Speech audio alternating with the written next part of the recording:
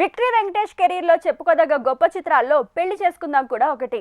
C Venkataraju, Shivaraju నిర్మించిన ఈ సినిమాను ముత్యాల సుబ్బయ్య తెరకెక్కించారు.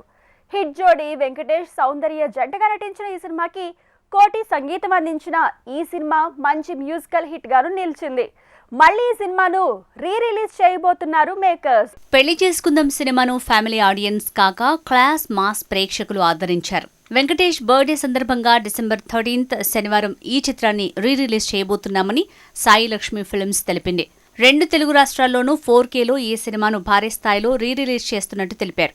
3 ఏళ్ల పాటు ఈ సినిమా హక్కుల్ని తామే పొందామని, వెంకటేష్ అభిమానులతో పాటు రెగ్యులర్ సినిమా అభిమానులు మరోసారి పెళ్లి చేసుకుందాం సినిమాను థియేటర్లలో చూసి ఆనందిస్తారనే నమ్మకం తమకుందని అన్నారు. ఈ ఏడాది సంక్రాంతి కానుకగా వచ్చిన సంక్రాంతికి వస్తున్నాం సినిమా ఏకంగా 300 కోట్ల గ్రాస్ ని వసూలు చేసి వెంకటేష్ పట్ల ప్రేక్షకుల్లో ఉన్న అభిమానాన్ని నిరూపించిందని, ఆయన కెరీర్లో బెస్ట్ ఫిల్మ్స్ గా నిలిచిన ఈ సినిమాను వారు మరోసారి చూస్తారనే ఆశాభావాన్ని వ్యక్తం చేశారు సాయి లక్ష్మి ఫిల్మ్స్ అధినేత వరప్రసాద్.